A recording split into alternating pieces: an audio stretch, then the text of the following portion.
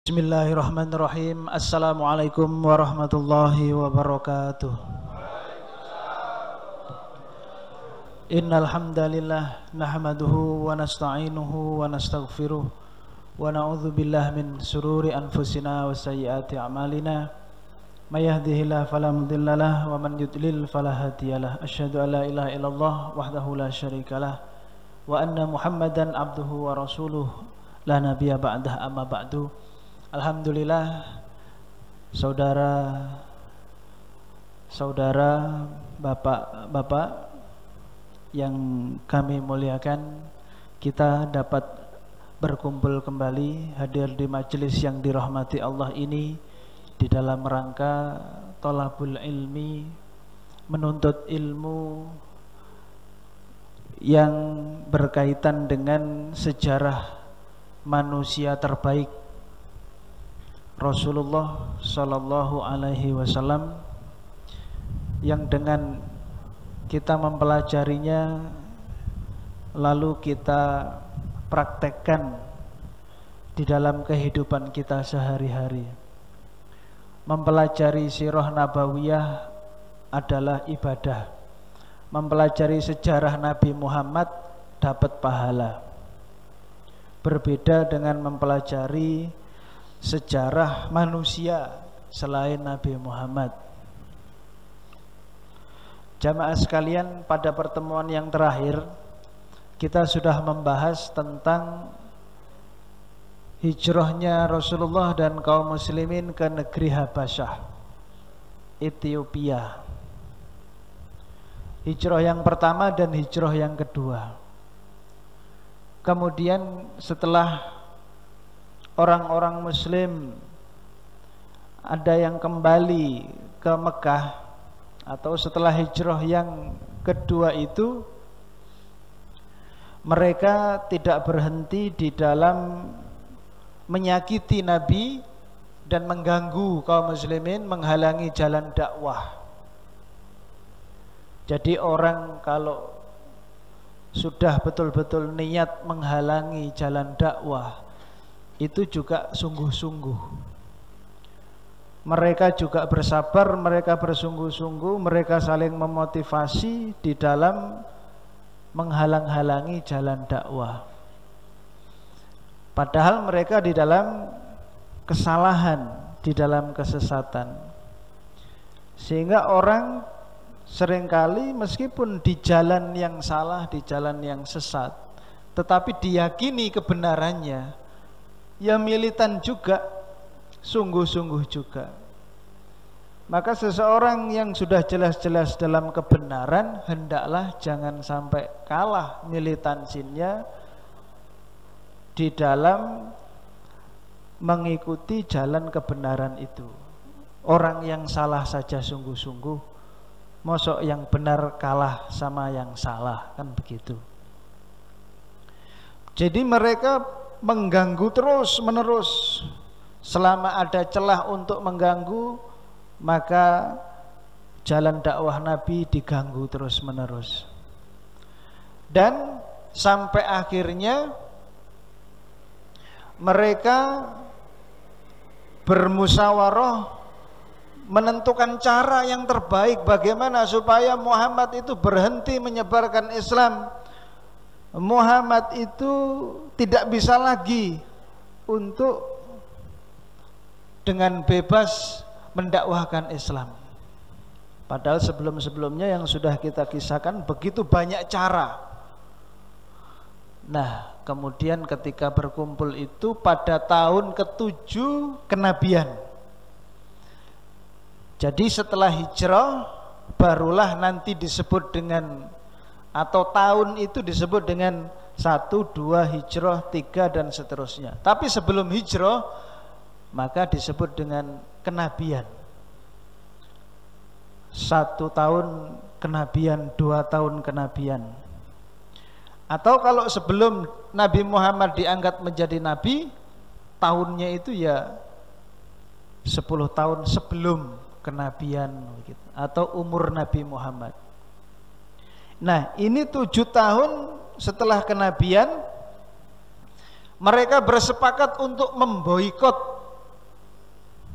Mereka bersepakat untuk tidak menikahkan keluarganya dengan keluarganya Bani Muthalib dan Bani Hashim, keluarga besar Nabi Muhammad.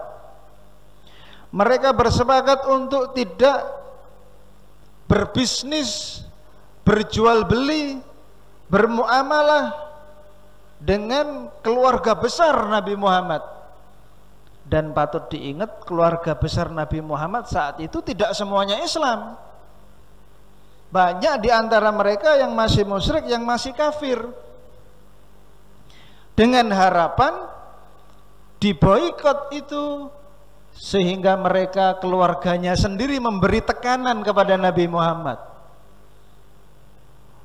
di mana mereka adalah orang-orang yang dihormati oleh Nabi Muhammad. Sehingga kalau paman-pamannya misalkan ini yang menekan ponaannya, kan lebih berat itu daripada orang lain.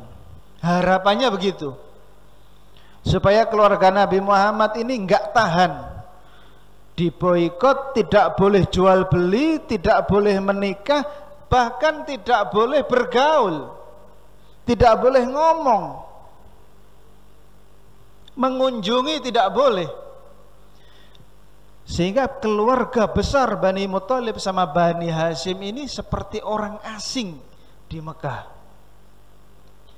Bayangkan kita kalau di sini misalkan sebelumnya akrab, saling menyapa, kok tiba-tiba kemudian kita dikucilkan, diasingkan, tidak ada yang mau ngomong sama kita, tidak ada yang mau bergaul sama kita. Itu rasanya berat sekali. Dan mereka berjanji satu sama lain. Perjanjian itu ditulis dan digantungkan di dalam Ka'bah. Bismikallahumma, begitu awalnya, dengan nama Allah. Jadi mereka itu juga percaya sama Allah. Dulu sudah pernah kita terangkan tentang tauhid itu. Meskipun musyrik tapi dengan nama Allah, digantungkan di dalam Ka'bah. Bahwasanya ya, kata-katanya tidak tertulis di dalam sejarah bagaimana, tapi isinya pokoknya semua bani-bani yang ada di Mekah sepakat mereka tidak menikahkan keluarganya, tidak berjual beli dan tidak bergaul dengan Bani Muthalib dan Bani Hashim. Sepakat semuanya digantungkan di dalam Ka'bah. Tidak hanya di luar Ka'bah, di dalam Ka'bah. Dengan harapan, kenapa kok di Ka'bah? Karena supaya disaksikan langsung oleh Allah, maunya begitu. Jadi perjanjiannya itu ditaruh di tempat yang mulia. Jadi maunya begitu, padahal isinya adalah keburukan yang luar biasa. Beratnya bagi Nabi Muhammad dan kaum muslimin. Apa yang terjadi dengan kaum muslimin dan Nabi Muhammad ketika dikucilkan dan diboikot semacam itu? Mereka kemudian meninggalkan rumah-rumahnya dan akhirnya berkelompok menyendiri di sebuah lembah. Punyanya Abu Thalib, paman Rasulullah Sallallahu Alaihi Wasallam, yang sangat mencintai beliau tapi kafir. Di situ berkumpullah Bani Muthalib sama Bani Hashim, mendirikan tenda-tenda seadanya. Kalau ada kafilah-kafilah dagang mau menjual barang-barangnya ke kafilah Bani Hashim, Bani Muthalib, dicegat terlebih dahulu.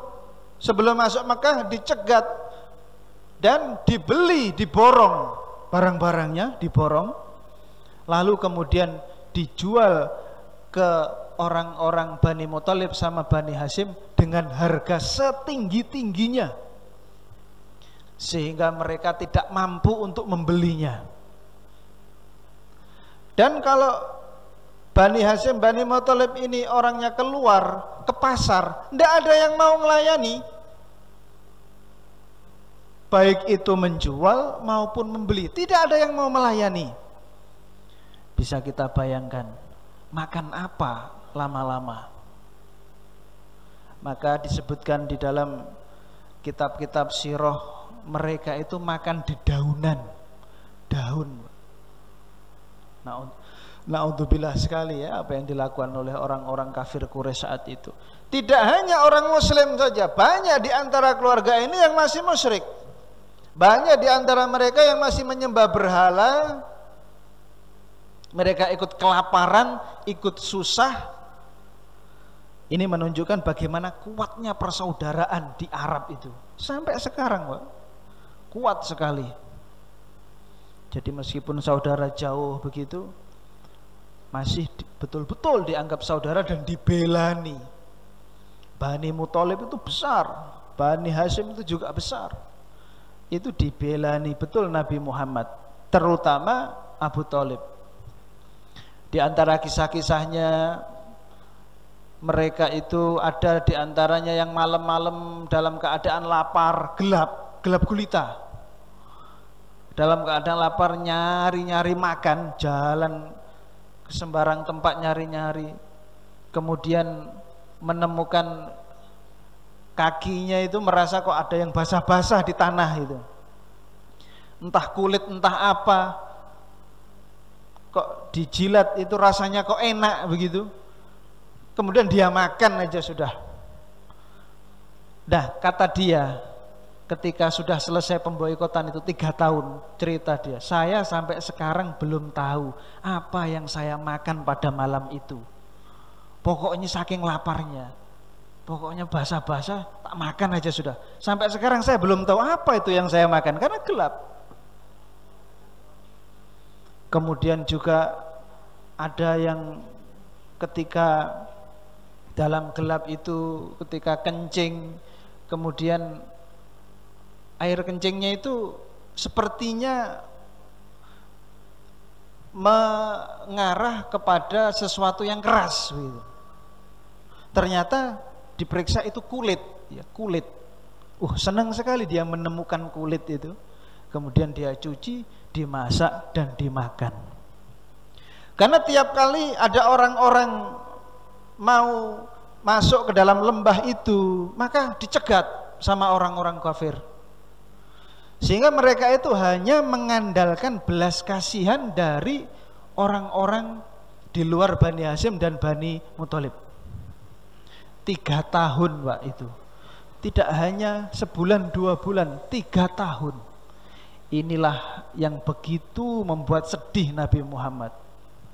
Kalau beliau sendiri yang mendapatkan cobaan, beliau kuat. Tapi ketika sudah orang lain gara-gara beliau, maka beliau itu sedih luar biasa. Bahkan orang-orang itu juga, orang-orang kafir Quraisy itu masih berusaha untuk membunuh Nabi Muhammad.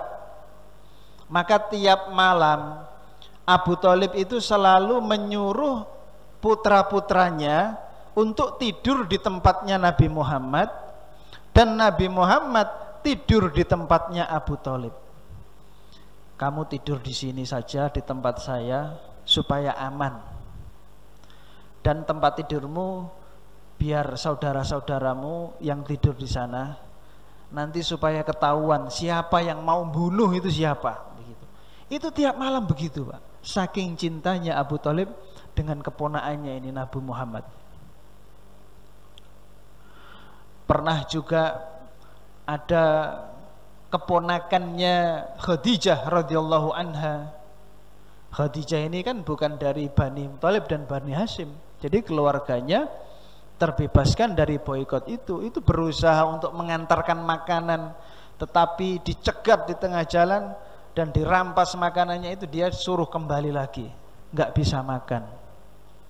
Nah, tetapi Allah Subhanahu wa taala ketika pada tahun 10 kenabian, Allah Subhanahu wa taala tidak membiarkan siksaan dan kezaliman ini berlarut-larut. Ketika tahun ke-10 kenabian itu, ada seorang yang bernama Hisham. Ini orang kafir, tetapi masih ada saudara jauh dengan salah satu orang-orang yang ada di Bani Muthalib dan Bani Hashim. Dan sebenarnya Ya, sebenarnya itu tidak semua setuju. Orang Arab di luar Bani Muthalib dan Bani Hashim itu setuju dengan pemboikotan itu. Tidak semuanya setuju. Ada yang berat sebenarnya, kasihan. Orang ada teman-temannya di sana, teman-teman akrabnya, bahkan ada sedikit-sedikit yang masih berbau saudara. Itu semuanya nggak setuju. Tidak semuanya setuju. Tapi karena kalah dengan pemimpin-pemimpinnya, Abu Lahab, Abu Jahal, Umayyah bin Khalaf dan kroco-kroconya itu, mereka tidak berani mengutarakan itu. Tapi semakin lama, semakin bertambahnya waktu itu, semakin orang bisik-bisik sana kemari itu semakin banyak. Kok kayak gitu? Kok kayak gitu? Kok kejem kayak gitu? Itu kan saudara-saudara kita juga gitu. Nah, sampai akhirnya ketika Muharram tahun 10 kenabian ini, Hisham kemudian dia mendatangi temannya. Dia mendatangi temannya lalu mengatakan bahwasanya kepada temannya itu, temannya namanya Zuhair. Ada Zuhair di sini. Alhamdulillah, ini adalah sahabat ini. Zuhair. Wahai Zuhair, katanya Hisham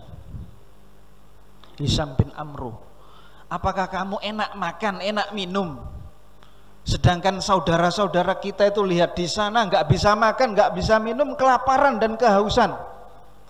Iya juga, saya sebenarnya nggak enak makan, nggak enak minum kalau mikir-mikir keluarga di sana itu ya. Tapi bagaimana lagi Hisham, saya nggak bisa berbuat apa-apa. Katanya Hisham, seandainya ada orang satu lagi yang mau membantu saya, yang dukung saya sobek itu perjanjian yang ada di dalam Ka'bah itu. Dikatakan begitu, si Zuhair ini, ada orang yang mau membantu kamu? Ada? Ya, siapa? Saya, katanya begitu.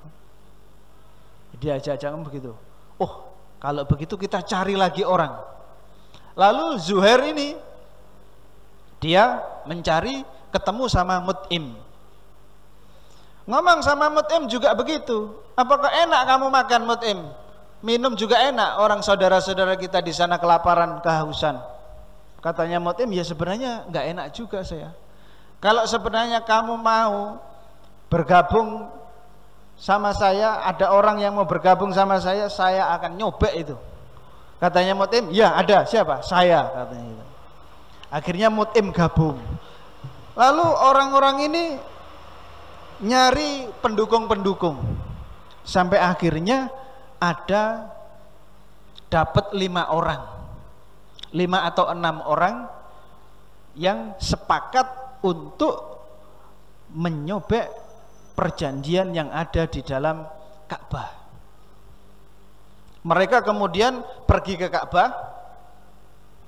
Tapi sebenarnya pada hari itu Nabi Muhammad SAW sudah mendapatkan kabar dari malaikat Jibril bahwasanya Allah Subhanahu wa taala akan mencabut boikot itu, akan menghapuskan boikot itu dengan petunjuk bahwasanya perjanjian tadi itu, tulisannya itu yang tersisa hanya bismikallahumma, sedangkan kertas atau tempat untuk menulisnya itu, kata Nabi, dimakan binatang-binatang bersayap.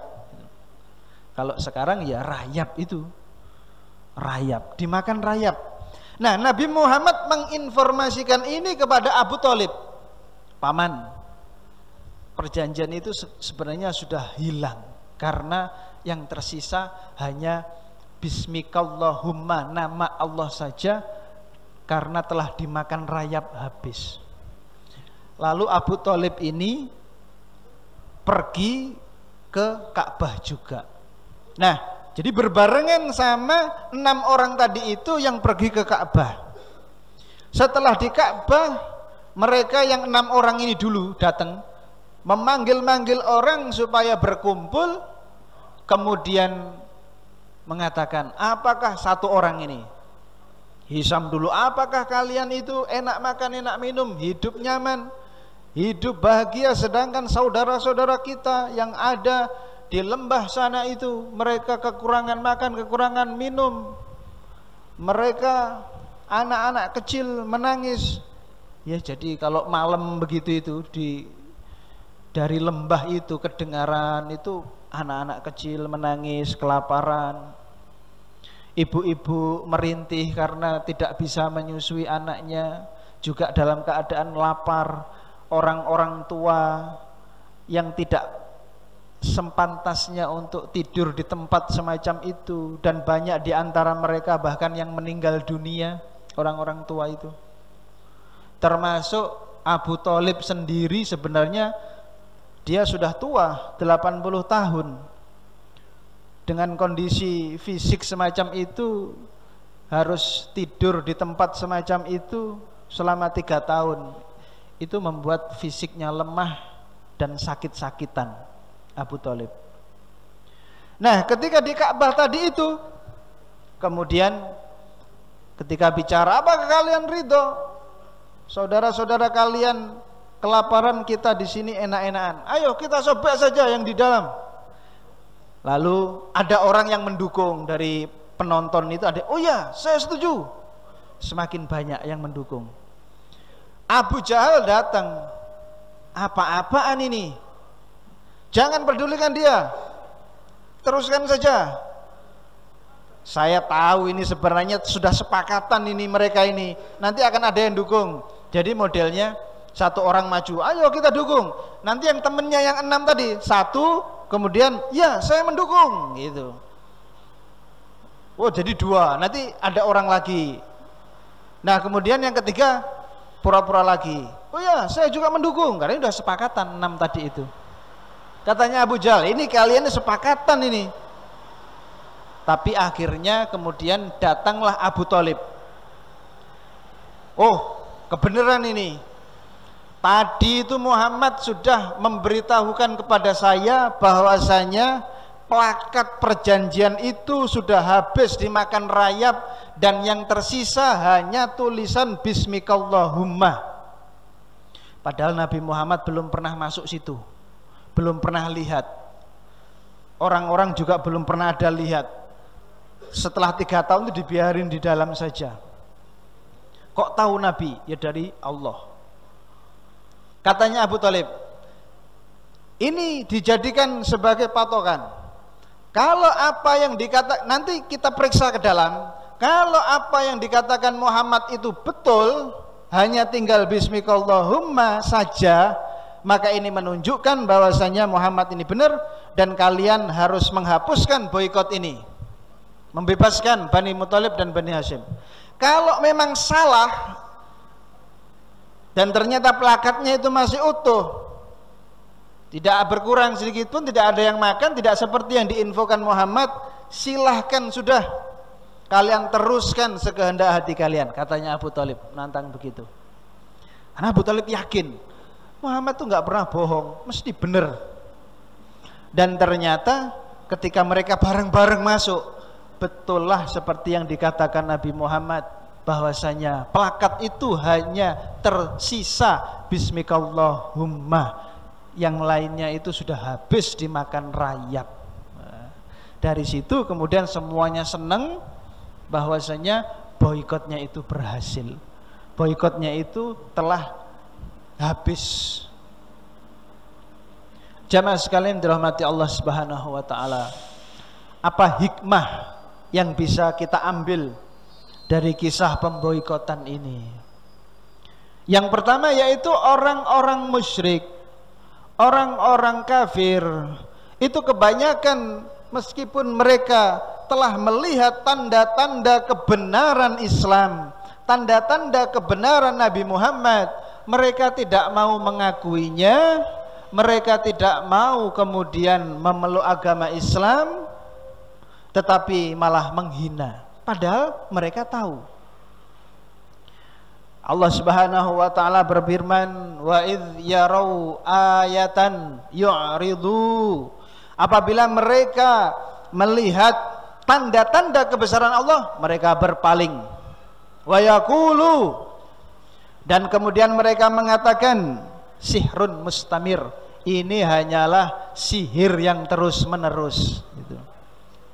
Ketika Nabi Muhammad itu nanti ya Isra Mi'raj itu kan Nabi Muhammad dites, Muhammad, kamu itu benar sudah ke Masjidil Aqsa? Iya. Coba Masjidil Aqsa itu kayak gimana? Itu orang yang pernah ke Masjidil Aqsa. Lalu oleh Allah Subhanahu wa taala ditampakkan di hadapan Nabi Muhammad dalamnya Masjidil Aqsa sejelas-jelasnya, tapi orang lain nggak bisa lihat.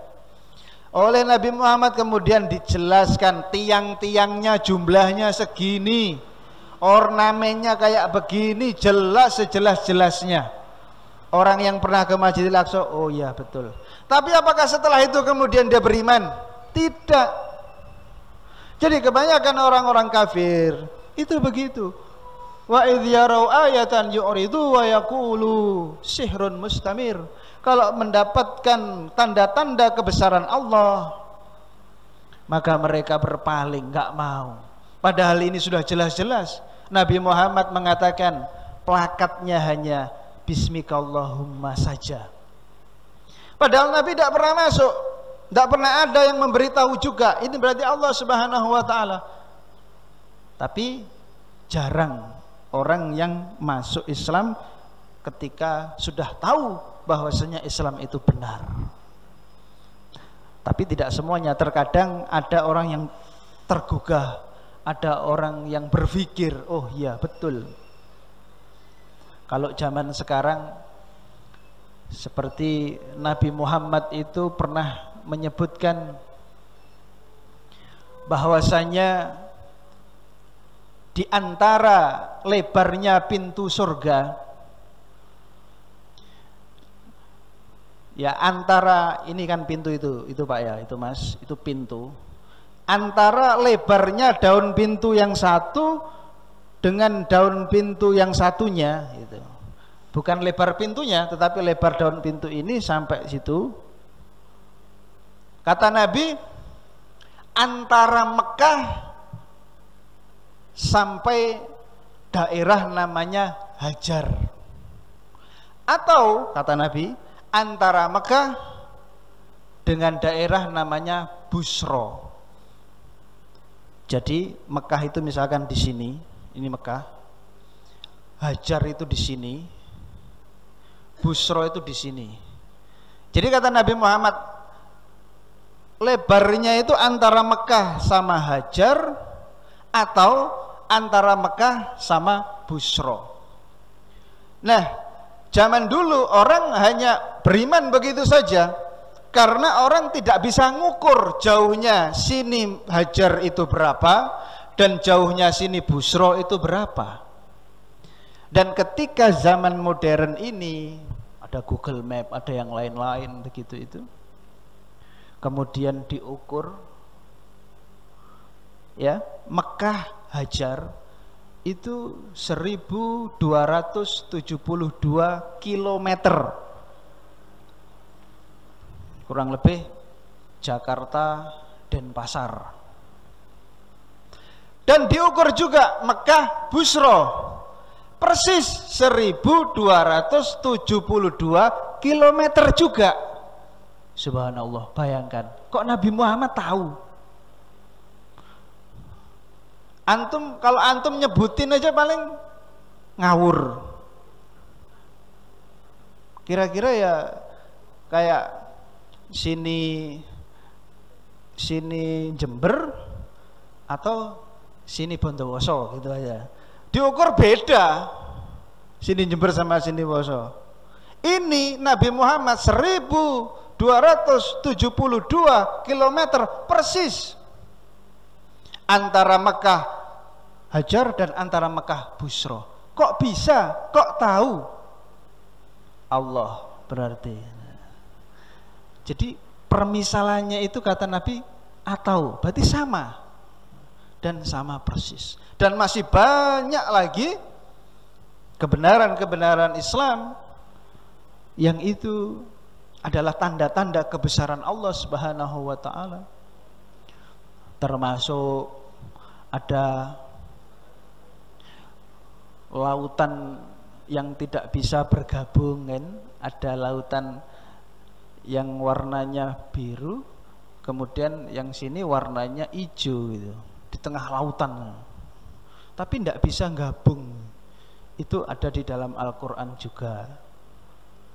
Kemudian ada di dalam laut. Di dalam laut sungai air tawar. Di dalam laut sungai air tawar. Ada juga dalam Al-Quran disebutkan.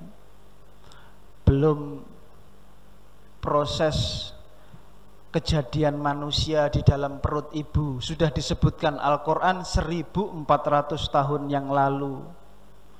Sedangkan ilmu pengetahuan modern mengetahuinya hanya mungkin kurang lebih ya 50 tahunan lah baru tahu proses kejadian. Kok persis seperti yang ada di dalam Al-Quran, tanda-tanda kebesaran Al-Quran, kebesaran Allah Subhanahu wa ta'ala. Tapi terkadang orang tidak tergugah dengan itu, padahal itu adalah bukti kebenaran agama kita. Itu jangan pernah meragukan sedikit pun. Itu yang pertama tentang orang musyrik.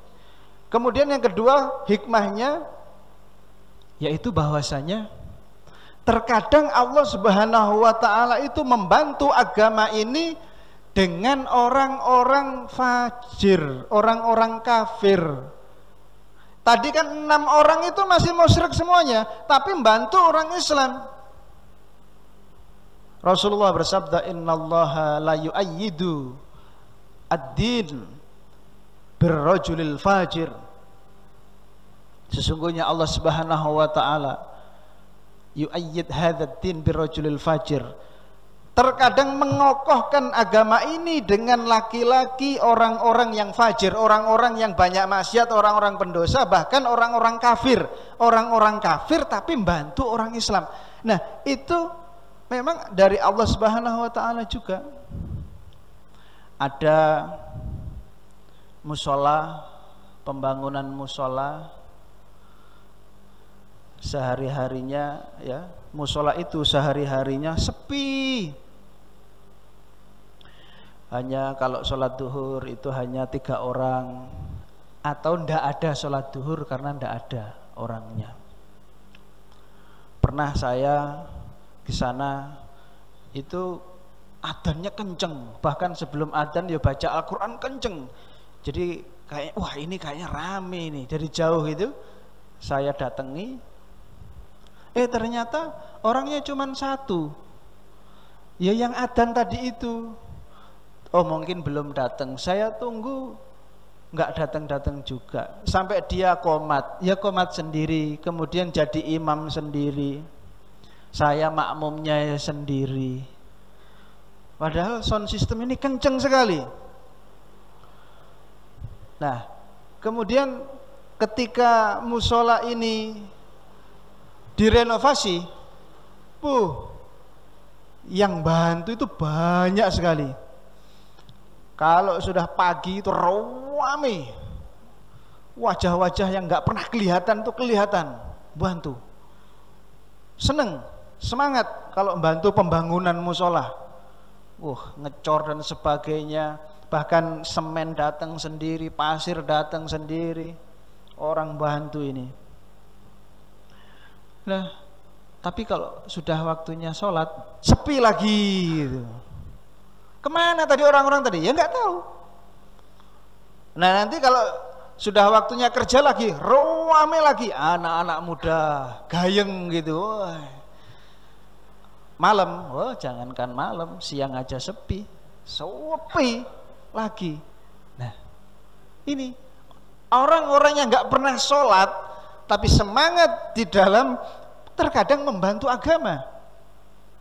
Ya, innallaha la yu'ayyid hadzal din birrajulil fajir. Itu. Mungkin kita terkadang kalau misalkan ada pengajian akbar gitu ya, itu yang bagian tukang parkirnya itu preman-preman gitu. Tato-tatoan. Sini Pak. Parkir. Apakah dia dengar ceramahnya? Enggak dengar. Apakah masuk? Enggak masuk.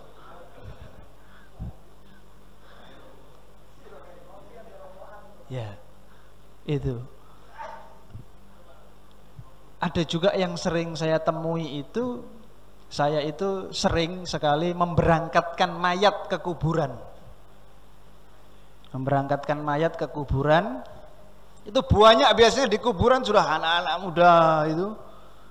Wah, sambil menggali kuburan, sambil rokokan, sambil ada kopinya juga, gayang ketawa-ketawa gitu. Tapi nanti pas waktunya ustadznya mengasih ceramah atau ngasih kata sambutan, hilang, mereka nggak tahu kemana. Nah, tapi sebelumnya itu gitu. Jadi kalau kadang-kadang ya di dalam masalah-masalah tertentu itu orang-orang fajir itu semangat gitu. Ini kenyataan begitu. Sejak zaman Nabi Muhammad begitu. Jadi tidak selalu kalau orang non muslim itu kemudian tidak mau bantu kita. Nah, itu. Terkadang bahkan orang non muslim lah yang membantu orang muslim.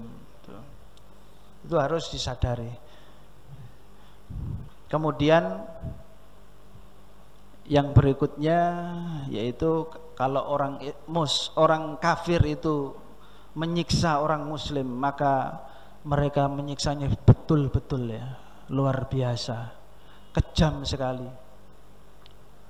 Ketika umat muslim menguasai Palestina, kemudian Palestina ini gantian diserang, dikuasai oleh Romawi. Ratusan ribu umat muslim yang dibantai, anak-anak, wanita, orang tua dibantai. Mereka sudah habiskan semua. Ketika Mongol, ya, kerajaan Mongol menaklukkan Baghdad, menaklukkan dunia Islam, itu ratusan ribu juga orang Islam yang dibantai seakar-akarnya sudah. Perpustakaannya bakar sampai membuat sungai itu menjadi hitam pekat berminggu-minggu. Saking banyaknya kitab-kitab yang dibakar. Ini juga kenyataan sampai sekarang. Ketika umat muslim yang ada di Bosnia ya genosida itu, pembersihan etnis, itu ratusan ribu juga umat muslim yang dibantai di tengah-tengah Eropa, di Bosnia.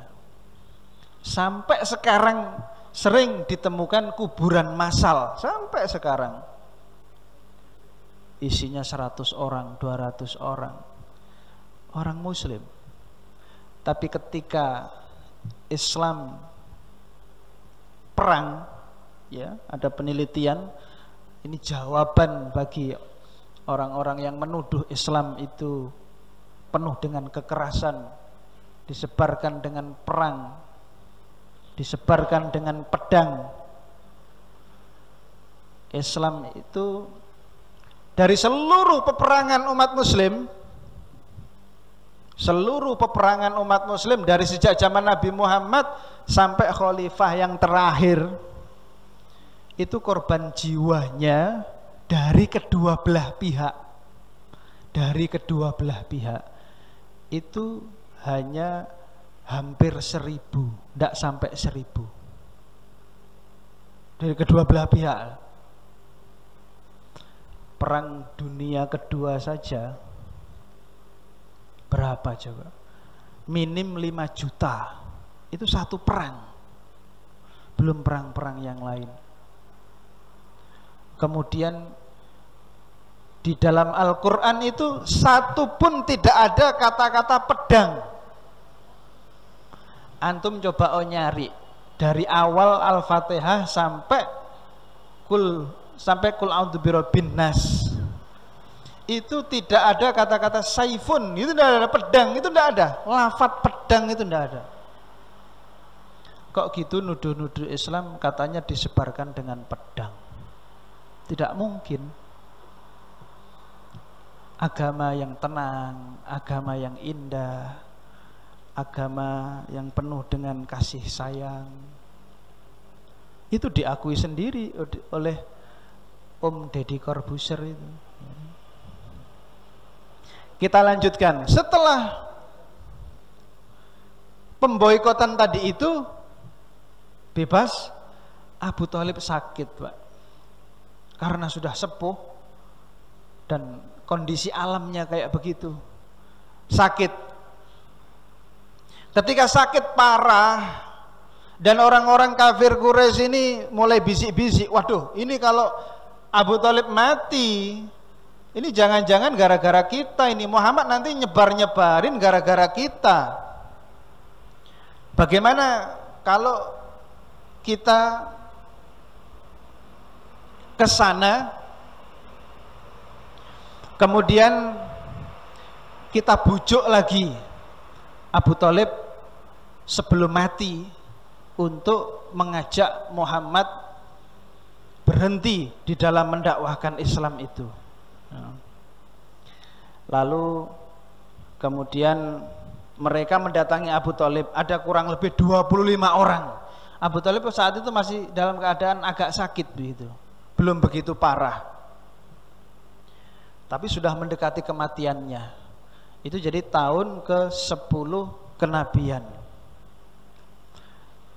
Mereka menawarkan, udah Muhammad, tidak apa-apa, kamu jalankan ibadahmu sesuka hatimu, kita tidak akan ganggu, tapi kamu juga jangan ganggu kita menjalankan ibadah kita. Jadi stop dakwah, sudah apa yang ada saja jalankan. Kita juga nggak akan ganggu kalian, sudah silahkan di mana saja silahkan. Tapi kalian juga jangan ganggu-ganggu kita, jangan larang-larang kita nyembah berhala, jangan larang-larang kita untuk berjudi dan sebagainya. Jangan. Itu tawarannya. Kebebasan untuk menjalankan ibadah. Kebebasan untuk menjalankan ibadah. Tapi tidak ada kebebasan untuk dakwah. Nah ini. Jadi jangan kadang-kadang jangan termakan rayuan semacam itu, kebebasan untuk menjalankan ibadah, tapi tidak ada kebebasan untuk menjalankan dakwah. Kata Rasulullah, seandainya kalian itu mau mengucapkan satu kalimat saja, maka kalian akan menguasai tanah Arab dan orang-orang Arab akan tunduk kepada kalian. Apa itu Muhammad? Apa? La ilaha illallah, tiada Tuhan yang wajib disembah kecuali Allah. Mereka enggak mau.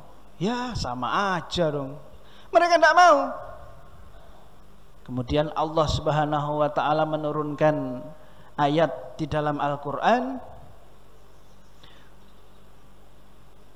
wa ajibu an ja'ahum mundirun minhum wa qala al-kafirun hadza sahirun kadzab.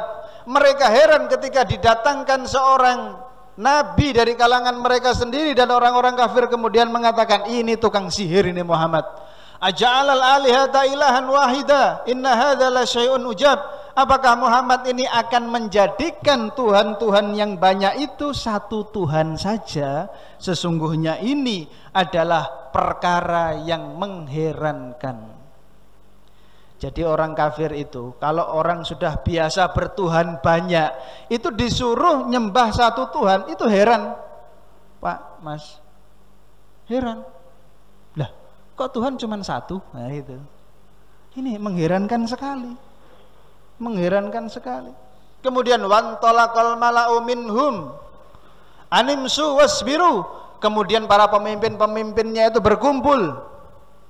Kemudian memberikan ceramah, memberikan nasihat kepada anak buahnya, kepada orang-orang musyriknya. Kalian teruslah di atas jalan ini, kalian bersabarlah di atas jalan ini. Wah, begitu. Ini orang-orang kafir yang ngomong. Kalian jangan sampai terkena hasutannya Muhammad.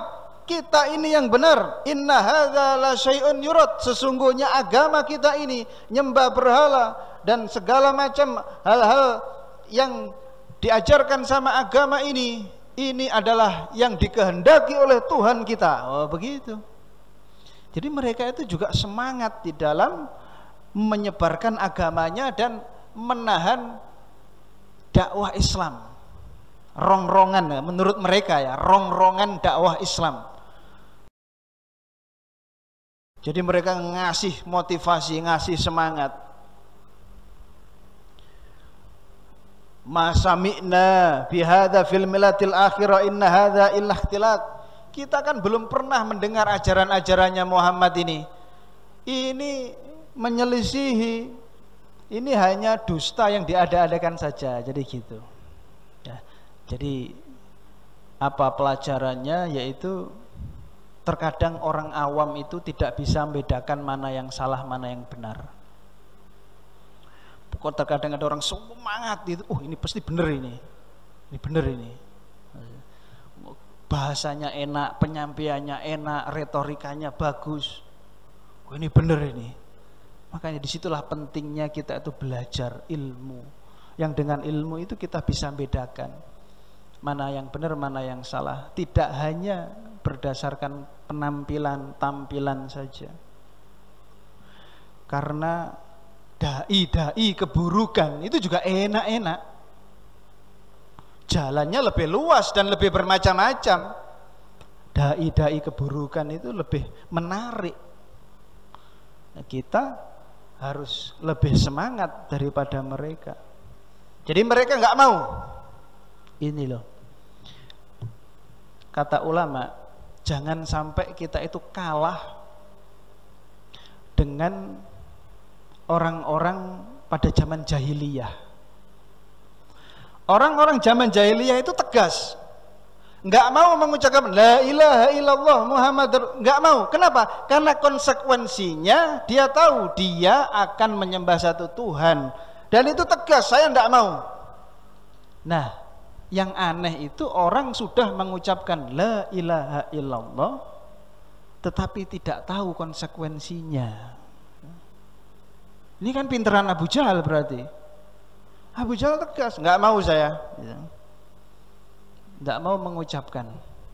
Nah, kalau sekarang banyak orang yang mengucapkan la ilaha illallah tetapi tetap terkadang masih agamanya tercampur dengan kesyirikan. Nah, kalau zaman dulu, wah nanti saya harus nggak syirik dong. Wah nggak mau saya, nah, gitu. Jadi mereka jelas itu orang Arab itu. Kemudian setelah itu sakit parah, Abu Thalib parah, dan dalam sakaratul mautnya Nabi Muhammad dikasih tahu, Muhammad, Abu Thalib sakit parah dan sakaratul maut. Maka Nabi Muhammad cepat-cepat datang ke tempatnya Abu Thalib, paman yang sangat beliau cintai. Di sana sudah ada Abu Jahal sama Umayyah di sampingnya. Niatnya Nabi Muhammad itu kan mau ngajak Islam pamannya. Dijagain sudah sama Abu Jahal. Tahu dia kayaknya, ini Muhammad paling nanti kesini nih, ngajak-ngajakin Islam itu. Ayo kita lawan, gitu bayangin. Sama Umayyah. Betul, Nabi Muhammad, ya ammi, wahai pamanku, kul la ilaha illallah. Ucapkan wahai paman, la ilaha illallah. Enggak mau. Ketika Nabi Muhammad mengucapkan kayak gitu, langsung ditimpali sama Abu Jahal. Hei, ya Abu Thalib, atarghabu an millati Abdul Muthalib? Hei Abu Thalib, apa kamu sudah benci sama agama nenek moyangmu? Agama bapakmu sendiri itu, Abdul Muthalib itu? Abu Thalib bingung lagi. Orang sedang sekarat tuh. Nabi Muhammad, paman, ayo dong paman, la ilaha illallah. Cuma tinggal la ilaha illallah aja sebenarnya. batas antara surga neraka. La ilaha illallah. Padahal udah mau mati. Terus Abu Jahal begitu, Umayyah begitu. Apakah kamu sudah benci? Apakah kamu itu sudah nggak mau lagi sama agama Umayyahmu? Apakah kamu nanti bagaimana kamu? Terus sampai akhirnya inilah penyesalan yang dirasakan oleh Rasulullah, begitu beratnya karena pamannya tidak bisa masuk Islam. Akhirnya Abu Thalib meninggal dunia dalam keadaan kafir, tidak masuk Islam, tidak mau mengucapkan la ilaha illallah. Padahal man qala la ilaha illallah,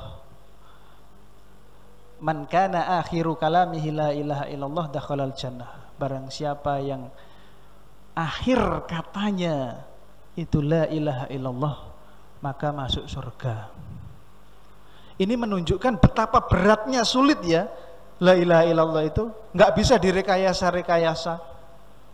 Sekarang nyantai-nyantai aja, sekarang maksiat-maksiat aja, nanti kalau sudah mendekati ajal, sudah tak siapin, sudah tak tulis, tak tulis, baca benar-benar la ilaha illallah. Emang mau bohongin malaikat? Nggak bisa. Kita tidak tahu kapan kita akan mati juga. Khalid bin Walid itu ya, peperangannya udah berapa perang yang dia ikuti, sangat berharap syahid di medan perang. Bahkan bisa dikatakan Khalid bin Walid itu lelaki dengan 1000 perang. Luka-luka di tubuhnya di mana-mana, panglima perang yang luar biasa, yang sangat ditakuti oleh musuh. Saifullah mendapatkan gelar dari Nabi Muhammad, pedangnya Allah. Harapannya nggak terkabul, nggak mati-mati di medan perang, matinya di atas tempat tidur, sakit, tua, biasa, wajar matinya. Itu dia padahal berharap. Kita nggak tahu, nggak bisa direkayasa-rekayasa. Lah itu Abu Thalib mati dalam keadaan kafir. Lalu Nabi Muhammad selalu mendoakan Abu Thalib, selalu minta ampun kepada Allah untuk Abu Thalib. Katanya Nabi, saya akan terus minta ampun untuk pamanku tercinta sampai saya dilarang oleh Allah. Dan akhirnya Allah Subhanahu wa ta'ala melarang Nabi Muhammad untuk mendoakan Abu Thalib lagi. Innaka la tahdi man ahbabta fa innallaha yahdi man yasha. Wahai Muhammad, sesungguhnya kamu tidak akan pernah bisa memberi hidayah kepada orang yang kamu cintai. Kita semuanya tidak akan bisa memberi hidayah. Kita mengajak-ngajak mungkin orang yang Kristen untuk masuk Islam, kemudian dia masuk Islam bukan karena kita. Kita mengajak-ngajak orang yang sebelumnya itu non-muslim, jangan kemudian sombong, itu masuk Islam gara-gara saya. Enggak, bukan. Hidayah dari Allah Subhanahu wa ta'ala. Dan hidayah itu banyak sekali jalannya. Tidak mesti, tapi kita hanya kewajibannya berusaha begitu saja. Jadi paman yang sangat dicintai akhirnya mati dalam keadaan kafir. Dan Allah Subhanahu wa ta'ala juga menyindir Nabi Muhammad dalam surat At-Taubah ayat 113. Maka nalin nabi walladzina amanu an yastaghfiru lil musyrikin. Tidak pantas seorang nabi atau seorang mukmin muslim mintakan ampun bagi orang-orang musyrik. Makanya kalau di antara kita ini masih ada saudara atau orang yang kita cintai tapi non muslim, hendaknya diajak untuk masuk Islam. Hendaknya diajak untuk bersyahadah. Perkara nanti sholatnya bagaimana, itu perkara kemudian. Yang penting syahadat dulu, iman dulu kepada Allah. Walau kanu uli kurba, kata Allah, meskipun mereka itu adalah saudara dekat. Bayangkan, mim ba'di ma tabayyana lahum annahum ashabul jahim. Setelah nyata-nyata kalau orang musyrik itu akan masuk neraka. Ya, ini sudah nyata mereka masuk neraka. Aduh, kasihan dong. Makanya ajak masuk Islam. Aduh, kasihan dong teman saya. Aduh, makanya saya itu guru. Murid-murid saya itu diantaranya ada yang Hindu-Hindu, ada yang Nasrani juga. Karena di sekolah Muhammadiyah, jadi seragamnya yang perempuan itu ngikut. Pernah ada salah satu murid putri yang Hindu, tapi sebelumnya saya tidak tahu, itu jilbabannya itu rapi, cantik lagi orangnya, rapi, ngalah-ngalahi yang muslimah, panjang juga. Tak pikir ini muslimah ini. Alhamdulillah ada murid yang baik kayak begini ini dari sisi penampilan.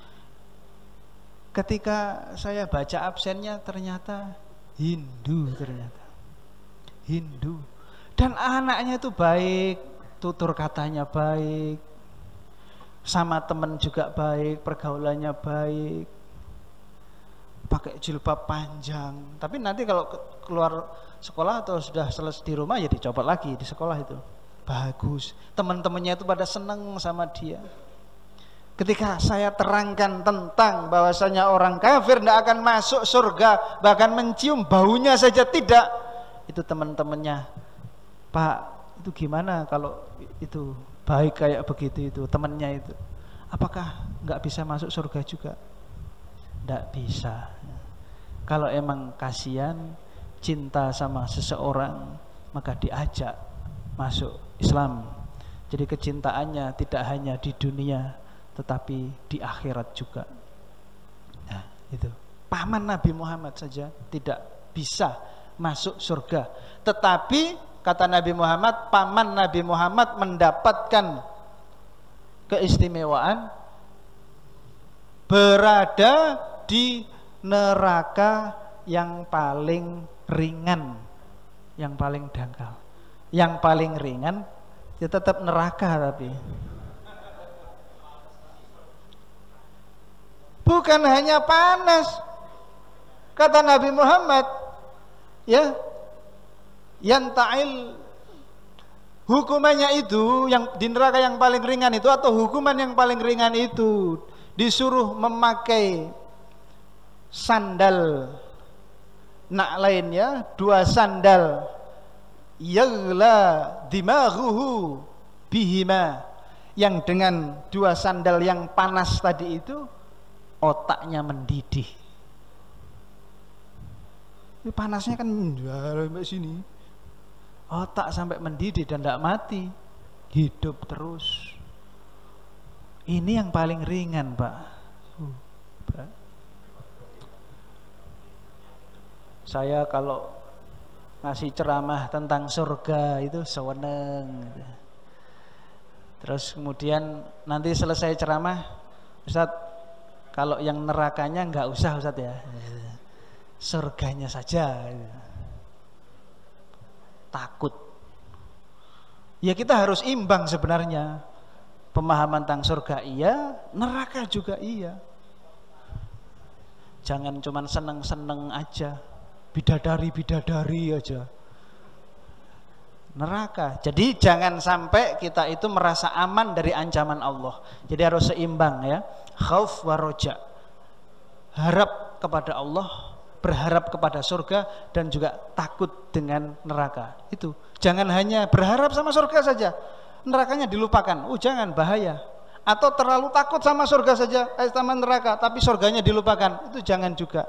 Jadi seimbang. Pemahaman kita harus surga sama neraka. Nah, jamaah sekalian dirahmati Allah Subhanahu wa taala, inilah yang bisa saya sampaikan, yaitu diboikotnya umat muslim, kemudian wafatnya paman beliau Abu Thalib, dan yang berikutnya sedikit aja ya, wafatnya Ibunda Khadijah, supaya nanti pertemuan berikutnya itu biar enak itu. Jadi tahun kesedihannya itu biar satu bahasan ini, wafatnya Ibunda Khadijah.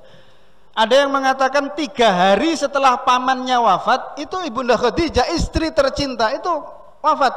Ada yang mengatakan 1,5 bulan. Jadi ya maksimal tidak sampai 2 bulan.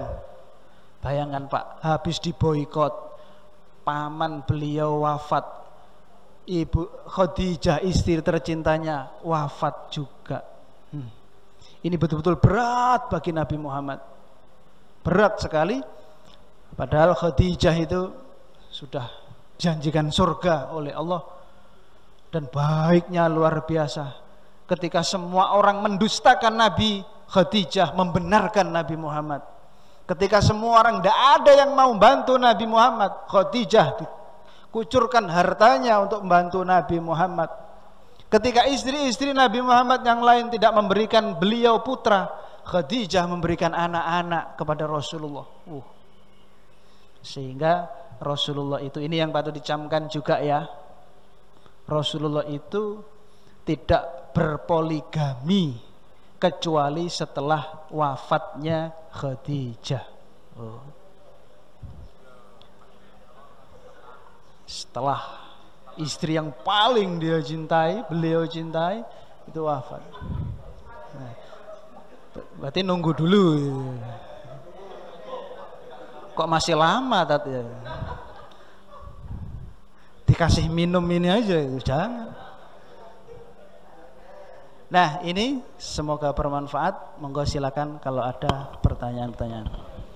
Assalamualaikum warahmatullahi wabarakatuh. Demikian tadi apa yang sudah disampaikan oleh Al-Ustadz Atok Fahludi mengenai tema hari ini, yaitu tahun kesedihan di mana Nabi Muhammad sebelumnya sampai paman beliau meninggal, Abu Thalib, dalam keadaan kafir, sehingga betul-betul dia sedih.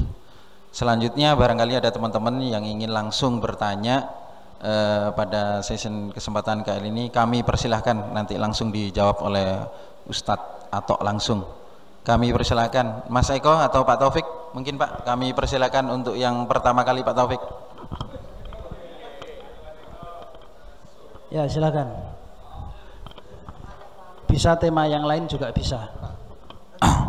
Assalamualaikum warahmatullahi wabarakatuh. Waalaikumsalam warahmatullahi wabarakatuh. Yang saya tanyakan begini Pak Ustadz, orang kafir mengetahui kebesaran Allah, tapi mereka tidak mau mengakuinya. Apakah itu termasuk ketetapan Allah atau memang mereka tidak mau berusaha? Terus apa kaitannya dengan kitab Lauhul Mahfuz? Baik, ya. Jadi orang kafir itu tahu Allah, mereka hanya bertauhid rububiyah namanya, mengakui Allah itu yang menciptakan, yang memberi rizki, yang mengatur alam semesta. Di dalam Al-Quran disebutkan, kalau kamu tanya siapakah yang menciptakan kamu, la yaqulunallah.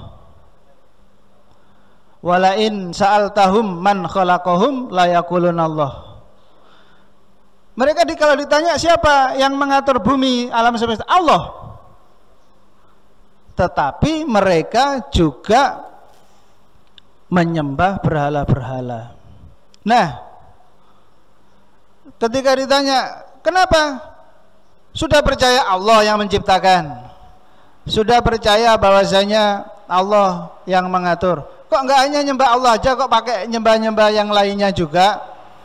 Mereka mengatakan liyuqarribuna ilallahi zulfa, supaya kita nyembah-nyembah itu supaya kita itu dekat dengan Allah loh, sedekat-dekatnya. Aneh kan? Jadi mereka nyembah berhala itu sebenarnya tujuannya supaya dekat dengan Allah, dan ini kata Allah musyrik.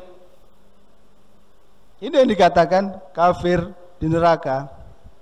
Maka hati-hati jamaah sekalian. Kalau sekarang mungkin ya ada yang punya jimat-jimat, barang siji sing dirumat gitu ya, bergantung sama itu. Kamu ini kayak orang nggak beriman aja. Loh, saya iman sama Allah, kenapa pakai jimat? Ya ini kan supaya saya lebih dekat sama Allah. Sama dengan orang zaman dulu, liyuqarribuna ilallahi zulfa.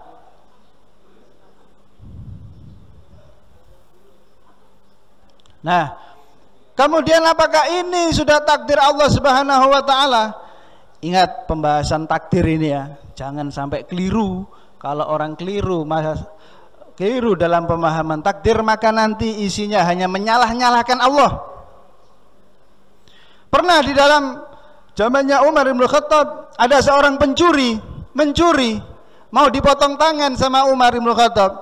Katanya dia, "Hei Umar, kok saya dipotong tangan saya? Orang saya mencuri ini kan takdir Allah, kan karena kehendak Allah, sudah tertulis di Lauh Mahfud. Lah kok saya ini kan kehendak Allah, kok saya dihukum juga gara-gara Allah?" Katanya Umar apa?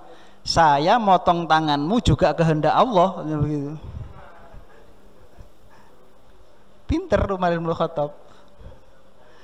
Tapi ini menunjukkan bahwasanya pencuri ini tadi pemahaman takdirnya keliru. Nah, dan ini masih banyak orang yang pemahamannya begitu. Bagaimana kita itu diberi ikhtiar, namanya diberi kesempatan untuk berusaha. Usaha kita itu tetap di dalam bingkai takdir Allah Subhanahu wa taala. Dulu mungkin sudah pernah kita sebutkan ya. Contohnya begini. Ibarat takdir itu begini. Antum mau ke Rogo Jambi, kemudian nyampe di lampu merah Perliman. Antum enggak tahu Rogo Jambi ya? Antum enggak tahu Rogo Jambi. Lalu nanya sama orang, "Pak, Rogo Jambi itu arah mana?" "Oh ini Mas, sampean lurus saja. Ini lampu merah ini lurus saja. Terus nanti agak belok sedikit, terus lurus saja sudah. Pokoknya sampai nanti di sana ada tulisannya Rogo Jambi begitu. Lurus saja, jalannya lurus." Udah tahu begitu, udah dibilangin begitu, jangan lurus. Belok lampu merah ke barat. Nyampenya licin. Kemudian ketika udah kesesat di licin, dia bilang, "Ini takdir Allah." Lah, dia nggak bisa, udah tahu, udah dikasih petunjuk. Allah itu udah ngasih. Ini loh jalan menuju surga, lurus saja, lurus. Kalau kamu belok menuju neraka. Udah tahu, ini jalan menuju surga, ini menuju neraka. Lewat sini, kemudian ngomong, ini takdir Allah. Lah, jadi pemahamannya yang keliru. Sehingga ada usaha. Nah, itu. Semoga ini bisa menjawab ya. Taib, yang berikutnya pertanyaan. Ya. Assalamualaikum warahmatullahi wabarakatuh. Waalaikumsalam warahmatullahi wabarakatuh. Pak Ustadz, yang ingin saya tanyakan, tapi jangan dijawab dulu Pak Ustadz ya. Saya ingin tanya ke Bapak dulu. Oh iya. Tolong dijawab Bapak ya, jujur. Apakah Bapak-bapak ini takut sama istri? Enggak, oke. Apakah Bapak-bapak ini takut sama pimpinan? Enggak ya. Apakah Bapak-bapak ini takut sama neraka? Terakhir. Takut sama neraka apa enggak? Takut. Pak Ustadz, apakah itu satu tanda kesyirikan juga Pak Ustadz? Takut sama selain Allah Pak Ustadz? Gimana? Takut? Sama selain Allah. Takut akan neraka, takut bukan selain Allah itu Pak Ustadz? Terima kasih. Iya. Takut sama Allah itu tidak sama dengan takut kita sama istri, atau takut kita sama macan, sama harimau. Takut sama harimau maka kita akan menjauh, tapi takut sama Allah kita harus mendekat. Pada hakikatnya takut sama Allah itu adalah takut dengan nerakanya Allah Subhanahu wa taala. Bukan takut sama Allahnya, tidak, tapi takut sama ancamannya Allah Subhanahu wa taala. Ini konsepnya harus dibenerin. Ya, jadi takut sama Allah tidak sama. Kalau takut sama istri kan kita selintutan kan gini ya. Selintutan itu bahasa Jawa. Kenapa kok takut sama istri? Mesti ada apa-apanya. Nggak mungkin. Ada yang dirahasiakan, yang kalau ketahuan sama istri, kan sebenarnya yang ditakuti bukan istrinya itu ya, akibatnya itu kan nanti.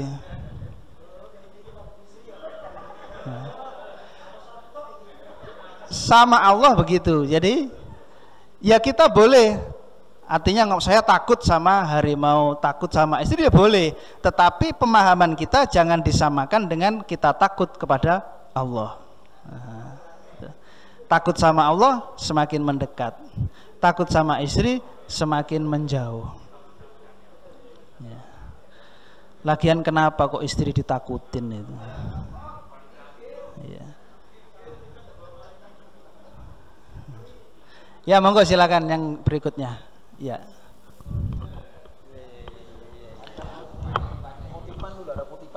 Assalamualaikum warahmatullahi wabarakatuh. Waalaikumsalam warahmatullahi wabarakatuh. Nama saya Nurgianto Ustadz. Ingin menanyakan dari firman Allah An-Nisa 124. A'udzubillahi minasyaitonirrajim. Bismillahirrahmanirrahim. Wa may ya'mal minas solihati min dzakarin aw unsa wa huwa mu'minun fa ulaika yadkhulunal jannah wala kalau berhenti diwakafkan kan jannah, kalau dilanjutkan jannata wala yutlamuna naqira. Artinya, dan barang siapa mengerjakan amal kebajikan baik laki-laki maupun perempuan sedang ia beriman, maka mereka itu akan masuk ke dalam surga dan mereka tidak dizalimi sedikit pun. Yang jadi pertanyaan ini Pak Ustadz, min dzakarin aw unsa wa huwa mu'minun. Kok mukminun Pak Ustadz? Kenapa kok enggak muslimin? Jadi seakan-akan surga ini milik orang muslim. Apakah orang mukmin, apakah orang muslim tidak dapat? Ini Allah yang mengatakan di Al-Qur'an.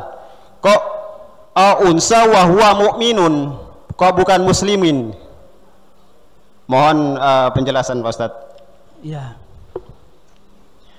Jadi ayat ini menunjukkan bahwasanya pertama, laki-laki Allah tidak beda-bedain antara laki-laki dan perempuan. Meskipun tidak, kalau laki-laki ibadahnya tertentu dapat pahala 100, kalau perempuan mengerjakan itu dapatnya hanya 90, tidak sama itu. Jadi persamaan gender untuk akhirat, persamaan gender untuk akhirat sama, tidak ada beda-bedanya, hanya tata caranya saja yang beda. Kemudian yang kedua, kenapa kok mukminun? Karena muslimun ya, iman sama Islam ya, iman sama Islam itu kalau disebutkan mukmin atau muslim, iman sama Islam, ini kaidah dari para ulama, kalau disebutkan bersama-sama mukmin muslim berarti maknanya beda. Kalau disebutkan satu-satu berarti maknanya sama. Disebutkan mukmin berarti juga orang muslim. Disebutkan muslim berarti juga orang mukmin. Kalau disebutkan dia itu mukmin muslim, oh berarti maksudnya kalau mukmin ini berkaitan dengan rukun yang iman, berkaitan sama keimanannya kepada Allah. Dia iman kepada Allah dan seterusnya itu. Kalau muslim berarti berkaitan dengan amalan-amalan dohiriyah, rukun Islam, syahadat, sholat, puasa, zakat, haji. Nah, itu. Nah, ada juga ayat yang mengatakan bahwasanya pada saat zaman Nabi Muhammad itu ada orang-orang yang mengatakan bahwasanya aslamna, kita udah Islam. Tapi kemudian kata Allah Subhanahu wa taala, belum sempurna itu. Jadi masih aman nah. Kita beriman saja, belum Islamnya belum apa yang perbuatan-perbuatan tadi itu belum sempurna. Nah, jadi seseorang itu yang paling mendasar memasukkannya ke dalam surga imannya, itu ya, imannya. Sehingga nanti itu ada orang yang ketika ditimbang di akhirat itu jomplang. Ini kebaikannya, ini keburukannya yang kiri, jomplang begini. Dicari-cari baiknya nggak ada. Lalu kemudian ini hadis yang sahih, kemudian ada bitokoh iman. Bitokoh itu artinya selembar, selembar iman, kecil sekali, kecil, sedikit, selembar. Dia punya selembar iman yang murni, yang bersih, yang baik.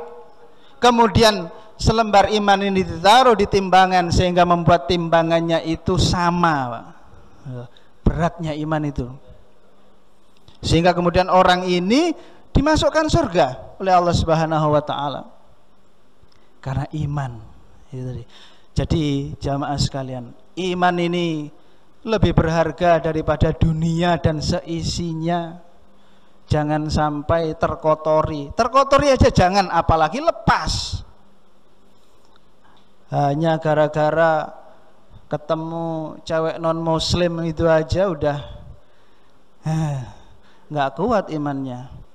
Mas, kalau mau nikahin aku, ya aku seneng sih, tapi kamu harus ikut agama aku. Oke. Wah, ini imannya seberapa ini? Kamu kok mau sama ngelepas imanmu? Cantik, kaya, baik, pinter. Nggak ada harganya semuanya itu di sisi Allah Subhanahu wa taala. Iman. Dan juga ini menunjukkan kalau ini orangnya betul-betul nggak laku itu ya. Ada muslimah ratusan juta kok nemunya kafir. Ini kan nggak laku ya. Cari yang muslimah. Kecuali kalau kafir diajak masuk Islam mau, ada indikasi-indikasi mau. Nah, enggak apa-apa. Silahkan. Yang lainnya atau cukup? Oh, ini masih belum puas. Assalamualaikum warahmatullahi wabarakatuh. Waalaikumsalam warahmatullahi wabarakatuh. Begini Pak Ustaz, menanggapi pertanyaannya saudara Beni, begini. Masalah takut sama Sri. Ya. Kita ini sebagai laki-laki takut itu kok seakan-akan gimana ya? Pengertiannya takut. Sebenarnya sih kalau saya menilai takut sama itu sebenarnya kita nggak takut sebenarnya. Ya. Cuman kan akibat yang akan kita lakukan itu jangan sampai ketentraman dalam rumah tangga terganggu. Itulah implementasinya kan ke sana. Kalau misalnya kita berbuat sesuatu nggak sesuai dengan istri, pasti kan dampaknya dalam suasana rumah tangga. Jadi bukan perannya takut sebenarnya. Kita jangan mengendaki hal. Pertanyaannya berikutnya Pak Haji. Pak Ustadz. Saya belum haji. Mudah-mudahan Pak Ustadz. Antara beriman kepada Allah sama bertakwa ini apa sih bedanya? Beriman kepada Allah. Apa perbedaan antara beriman dengan bertakwa. Soalnya ada baru-baru pengertian saya dengar baru-baru kalau apa-apa Pak Ustaz sendiri bahwa bertakwa kepada Allah itu kan pengertian sederhananya yang penting hubungan dengan Allah itu baik dengan hubungan dengan sesama manusia. Itu pengertian implisitnya Pak Ustadz ya. Secara sederhananya aja beriman kepada Allah hampir sama kan dengan bertakwa. Itu aja Pak Ustadz. Apa bedanya antara beriman kepada Allah dengan bertakwa kepada Allah? Apa pengertiannya sama? Kalau beriman itu ifradullahi ta'ala fil ibadah wa tarkul ibadah siwahu. Mengesahkan Allah di dalam ibadah. Iman ini ya, mengesahkan Allah di dalam ibadah dan meninggalkan ibadah selain kepada Allah. Ini iman. Kalau bertakwa yaitu mengerjakan perintah-perintah Allah dan menjauhi larangan-larangannya. Sehingga takwa itu adalah implementasi dari iman. Dihubungkan dengan ayat yang disebutkan tadi Pak Haji itu kan banyak-banyak beriman. Artinya kan pengertian antara takwa itu dengan iman enggak terlalu, artinya tetapkan hubungannya kan ke atas. Saya paham. Jadi ayatnya masih terlalu global begitu. Maka di dalam memahami Al-Quran jangan hanya bertumpu pada satu ayat. Memang iya. Jadi jangan hanya bertumpu pada satu hadis, jangan hanya bertumpu pada satu ayat. Ayat-ayat yang lain itu melengkapi. Ayat-ayat yang lain itu adalah pentafsir, penjelas, penguat dari ayat-ayat tertentu, gitu Pak ya. Jadi dalam ayat yang lain banyak yang menjelaskan tentang takwa. Gitu. Hanya di dalam ayat ini masalah iman. Contoh misalkan ihdinas siratal mustaqim, ya Allah tunjukkanlah kepada saya jalan yang lurus. Siratal ladzina an'amta alaihim, jalannya orang-orang yang engkau beri nikmat. Siapa ini orang-orang yang engkau beri nikmat? Kan masih global. Apakah orang yang istrinya cantik? Apakah orang yang istrinya banyak? Apakah orang yang rumahnya besar, mobilnya bagus? Kan bisa mentafsirkan sendiri-sendiri. Nah ini kemudian dijelaskan di dalam Al-Quran, di dalam ayat yang lain. Ulaikal ladzina an'amallahu alaihim. Mereka itulah orang-orang yang mendapatkan nikmat dari Allah.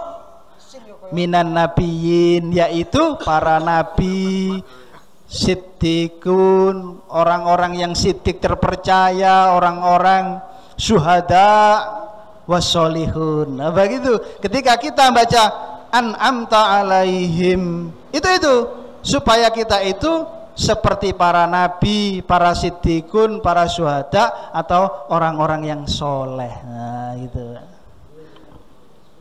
Cukup? Oh ya silahkan. Mungkin terakhir ini Pak Ustadz, ini agak mendebarkan ini. Tadi kan dijelaskan saat setelah wafatnya paman Nabi Muhammad itu kan Nabi memohonkan ampun untuk pamannya. Terus Allah melarang. Yang jadi pertanyaannya adalah apakah pernah kalau misalkan tadi untuk orang non muslim kan Allah melarang kita mendoakan setelah dia wafat ya. Kalau misalkan orang yang seislam, apakah ada tuntunannya kita bisa mendoakan orang yang setelah wafat itu? Terima kasih. Ya, kalau yang non muslim jelas sudah. Bagaimana dengan orang yang Islam yang meninggal dunia, apakah ada tuntunannya? Banyak sekali di dalam Al-Quran.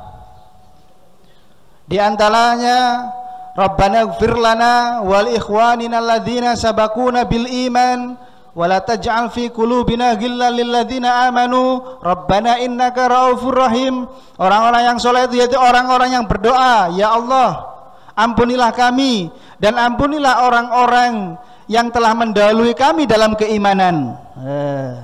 Kita mendoakan orang-orang yang beriman. Kemudian juga kita diperintahkan untuk mendoakan ibu, bapak, orang-orang yang beriman.